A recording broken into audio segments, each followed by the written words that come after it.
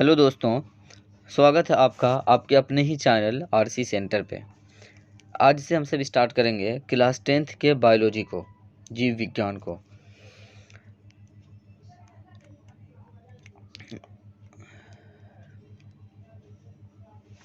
Hello friends, स्वागत है आपका आपके अपने ही चैनल आरसी सेंटर पे।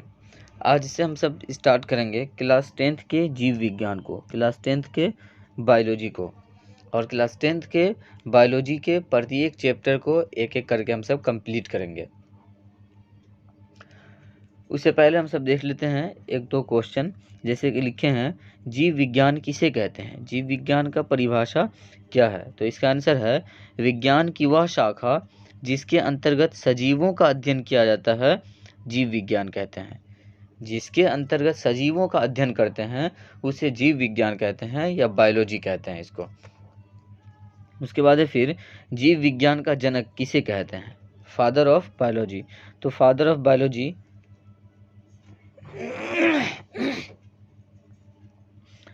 जीव विज्ञान का जनक अरस्तु को कहा जाता है। इसके बाद है जीव विज्ञान। जीव विज्ञान शब्द का जो प्रयोग किया गया था वो सबसे पहले लैमार्क के द्वारा किया गया था 1801 ईस्वी में, और ये फ्रांस के व्यक्ति थे।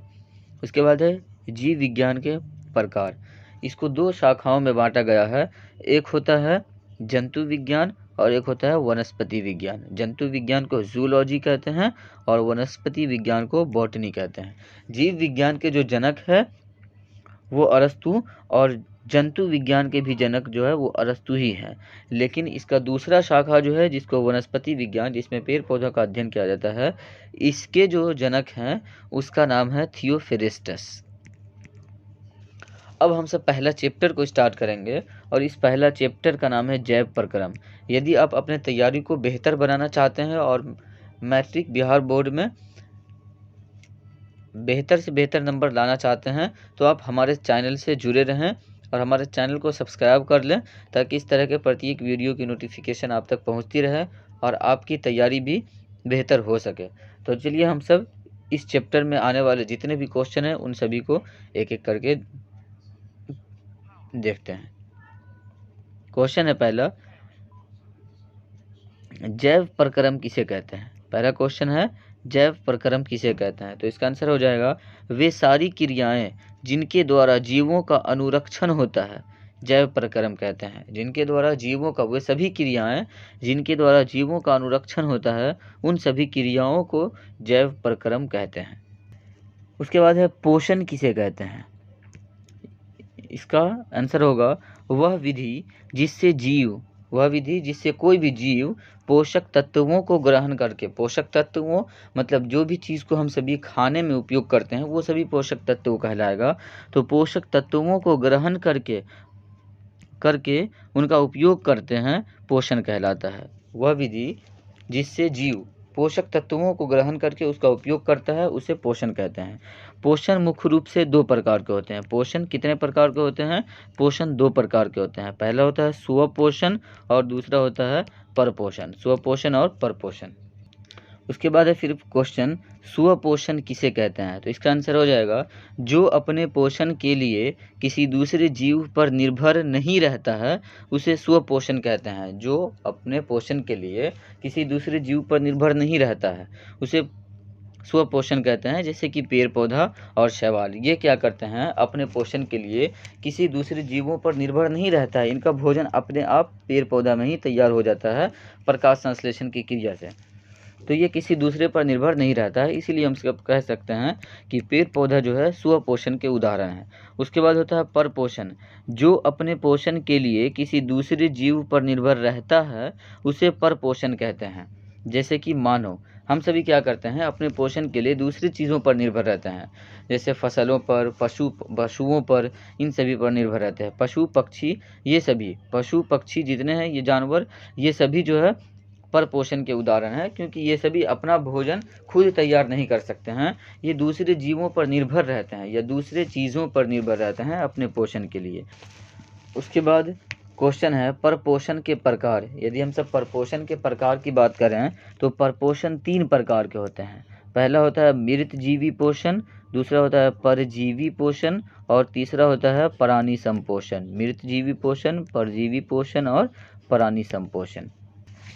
फिर है क्वेश्चन, मृतजीवी पोषण किसे कहते हैं? तो इसका आंसर है जो अपने पोषण के लिए सड़े गले पदार्थों या मरे हुए जीवों पर निर्भर रहता है उसे मृतजीवी पोषण कहते हैं, जैसे कवक, बैक्टीरिया, प्रोटोजोआ आदि। फिर है परजीवी पोषण किसे कहते हैं? पर पोषण 3 प्रकार के, मृतजीवी पोषण, परजीवी पोषण, परानी संपोषण।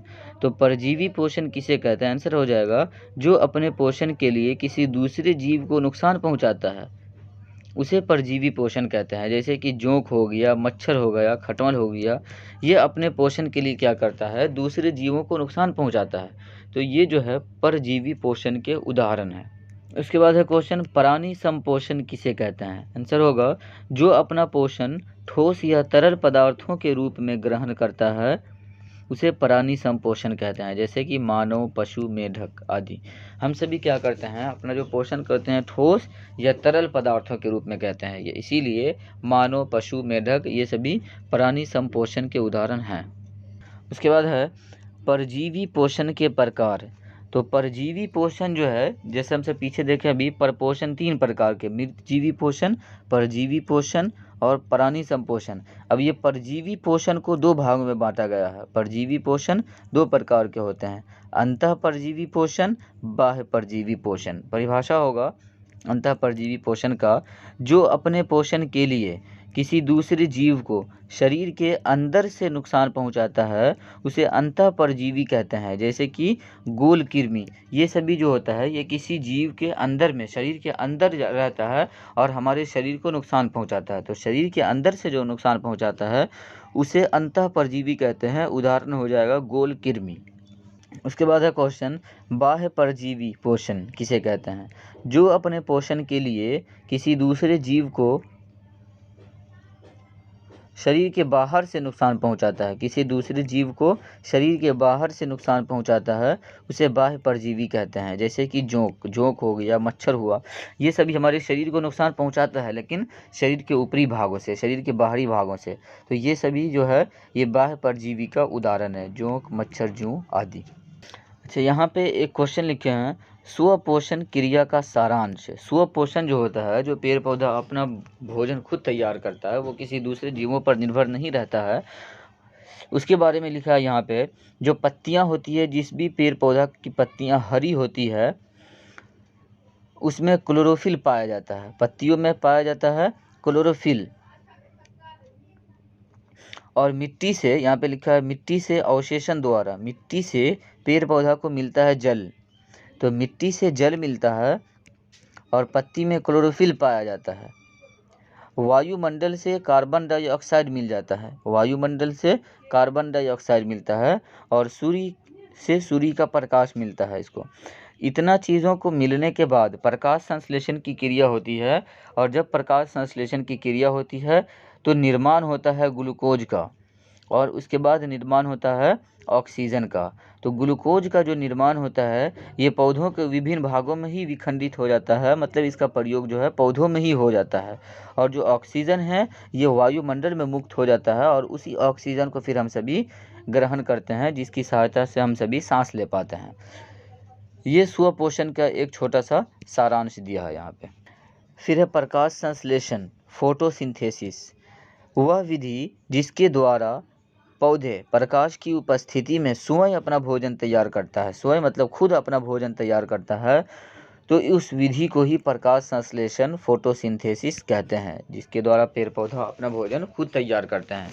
अब प्रकाश संश्लेषण कैसे होता है? तो प्रकाश संश्लेषण होने के लिए सूर्य का प्रकाश, सूर्य से मिलता है, क्लोरोफिल पेड़ पौधा के हरी पत्तियों में पाई जाती है, वायुमंडल से कार्बन डाइऑक्साइड मिलता है और जड़ से जल मिलता है। इतना चीज़ों को मिलने के बाद 6CO2 + 12H2O, सूर्य का प्रकाश, क्लोरोफिल, इतना चीज़ जब मिलता है तो अभिक्रिया होता है और उसके बाद निर्माण होता है C6H12O6 का, जिसे हम सब ग्लूकोज कहते हैं, C6H12O6। उसके बाद फिर निर्माण होता है और इस ग्लूकोज का उपयोग पेड़ पौधा में, उसके बाद फिर निर्माण होता है 6O2 मतलब ऑक्सीजन का, और ऑक्सीजन वायुमंडल में मुक्त हो जाता है, जिसका उपयोग हम सब करते हैं। और उसके बाद फिर निर्माण होता है जल का, और ये जल का वाष्पीकरण हो जाता है। उसके बाद है क्वेश्चन, प्रकाश संश्लेषण प्रक्रिया के लिए आवश्यक पदार्थ। जब प्रकाश संश्लेषण क्रिया के लिए आवश्यक पदार्थ कौन कौन सा है, तो इसके लिए जो आवश्यक पदार्थ है वह है क्लोरोफिल, उसके बाद है कार्बन डाइऑक्साइड, जल और सूर्य का प्रकाश। फिर क्वेश्चन, वायुमंडल में उपस्थित कुछ गैसें। वायुमंडल में जो उपस्थित गैसें हैं वो नीचे लिखे हम सभी।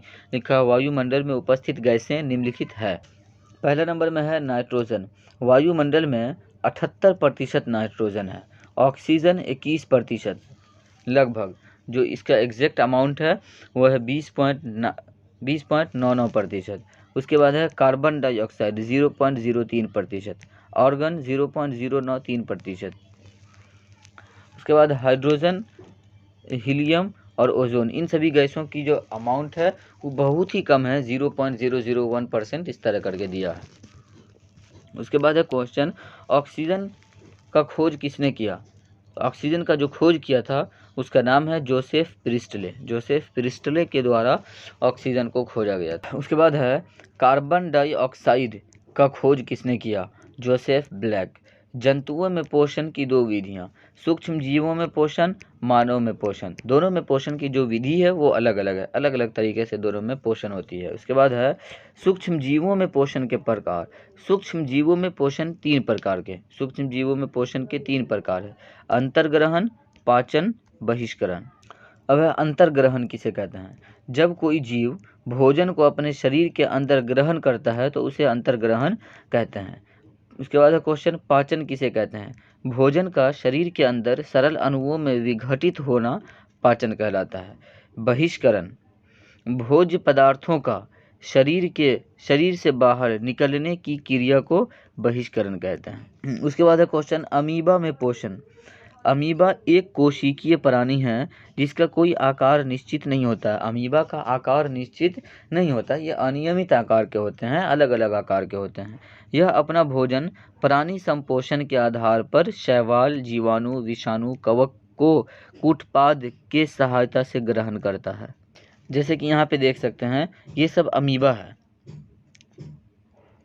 अब अमीबा में क्या होता है, ये जो है इसको कूटपाद कहते हैं।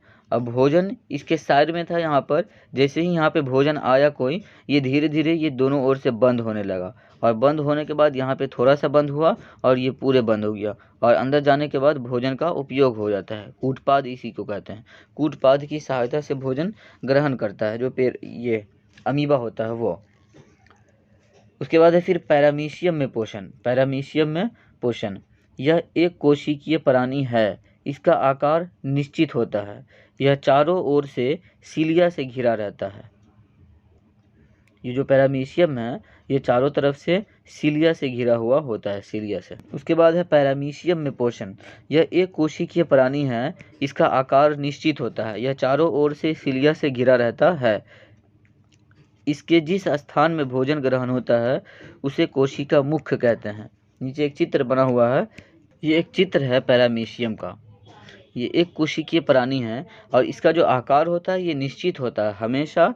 ये जो पैरामीशियम है ये इसी आकार में होता है, ऐसा नहीं है अमीबा के तरह अनियमित आकार के नहीं होते हैं। हमेशा इसका आकार जो होता है ये लगभग यही आकार के होते हैं, यही इसका निश्चित आकार है। उसके बाद है ये चारों ओर से सीलिया से घिरा होता है। ये देख रहे हैं चारों तरफ से जो निकला हुआ है ये सीलिया है, तो ये चारों तरफ से सीलिया से घिरा हुआ रहता है। इसके जिस स्थान से भोजन ग्रहण होता है उसे कोशिका मुख्य कहते हैं। अब इसमें भोजन का जो ग्रहण होता है तो आप यहाँ पे देख रहे होंगे ये हिस्सा, इसी भाग से हमेशा इसमें भोजन का ग्रहण होता है और इसे जो है कोशिका मुख्य कहते हैं, कोशिका मुख्य। तो ये भोजन ग्रहण हो रहा है यहाँ पे, ये चारों ओर से जो है ये सीलिया है। उनके अलावा कह रहे हैं भोजन रसदानी का निर्माण, यहाँ पे भोजन रसदानी का निर्माण हो रहा है। उसके बाद फिर क्वेश्चन, पाचन तंत्र। इसका आंसर हो जाएगा वैसे अंग जो मुख्य रूप से भोजन को पचाने का कार्य करते हैं उसे पाचन तंत्र कहते हैं। जो भोजन को पचाने का कार्य करते हैं उसे पाचन तंत्र कहते हैं। उसके बाद क्वेश्चन पाचन तंत्र के प्रकार। तो पाचन तंत्र मुख्य रूप से दो प्रकार के होते हैं, एक होता है आहार नाल और दूसरा होता है पाचन ग्रंथि। आहार नाल की यदि बात करें, यह एक कुंडलित रचना है जिसकी लंबाई करीब 8 से 10 मीटर होती है। इसकी जो लंबाई होती है वो 8 से 10 मीटर होती है। यह मुख्य गुहा से शुरू होकर मल द्वार तक फैली होती है। यदि हम सब मनुष्य के आहार नाल की बात करें तो आप देख सकते हैं ये एक आहार नाल की संरचना है, जिसमें यह है मुख्य, यहाँ से मुख्य की शुरुआत होती है। उसके बाद गर्दन के पास जो होता है यहाँ पे लार ग्रंथि है, फिर उसके बाद नीचे ट्रैकिया, उसके बाद फिर ग्रास नली, उसके बाद सीना के नीचे होता है डायफ्राम होता है जो रक्षा करता है हमारे जो पाचन तंत्र है इसका। फिर उसके बाद है प्लीहा, प्लीहा के बाद ये है अमाशय, अमाशय के बाद अग्नाशय, इधर है यकृत, पित्ताशय, बड़ी आंत, उसके बाद ये अंदर में है, ये है छोटी आंत, और इसी के बगल में यहाँ पे होता है अपेंडिक्स होता है। उसके बाद सबसे नीचे में मलद्वार जिसे गूदा हम सब कहते हैं। तो ये आहार नाल का एक संरचना है, पाचन तंत्र और आहार नाल का दोनों मिला हुआ इसमें एक संरचना बना हुआ है। उसके बाद है फिर क्वेश्चन आहार नाल के अंग। आहार नाल के अंग निम्नलिखित है, पहला मुख्य गुहा, दूसरा ग्रास नली, तीसरा अमाशय, छोटी आंत, बड़ी आंत, मलाशय, मलद्वार, ये सभी आहार नाल के अंग हैं। उसके बाद है क्वेश्चन पाचन ग्रंथि किसे कहते हैं। आंसर हो जाएगा यह ग्रंथि भोजन को पचाने वाले एंजाइम का निर्माण करता है। इसके अंतर्गत लार ग्रंथि, यकृत, पित्ताशय और अग्नाशय आते हैं। फिर है मुख्य गुहा किसे कहते हैं। आंसर होगा पाचन मुख्य गुहा से प्रारंभ होता है। मुख्य गुहा एक खाली जगह होता है, इसमें एक जीभ और 3 जोड़ी लार ग्रंथि और 32 दांत होते हैं। लार ग्रंथि किसे कहते हैं। लार ग्रंथि से प्रतिदिन 1 से 1.5 लीटर लार का निर्माण होता है।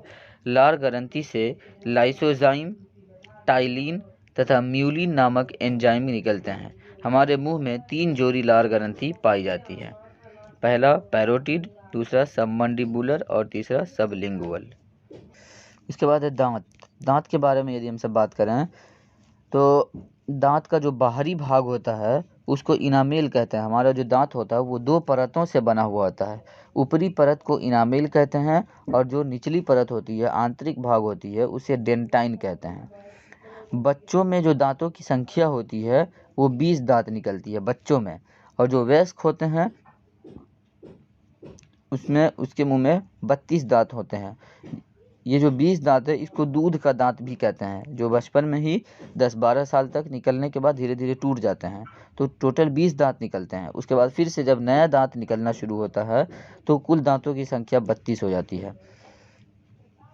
दांत के यदि नामों की बात करें तो होता है कृंतक, रदनक, अग्रचवर्णक, चवर्णक। कृंतक को इंसीजर कहते हैं इंग्लिश में, इसे कैनाइन कहते हैं, इसे प्रीमोलक और इसे मोलक। उसके बाद है क्वेश्चन अमाशय। यह एक चौड़ी थैली जैसी संरचना होती है। अमाशय के अग्र भाग कार्डियक, मध्य भाग फोंडिक और पश्च भाग पाइलोरिक कहलाता है। छोटी आंत। छोटी आंत आहार नाल का सबसे लंबा भाग है। आहार नाल के इस भाग में पाचन की क्रिया पूर्ण होती है। मनुष्य में इसकी लंबाई लगभग 6 मीटर और चौड़ाई 2.5 मीटर 5 सेंटीमीटर होती है। उसके बाद है यकृत। यह शरीर की सबसे बड़ी ग्रंथि है। इसका वजन करीब 1.5 केजी होता है। यकृत से पित्त का स्राव होता है। अग्नाशय।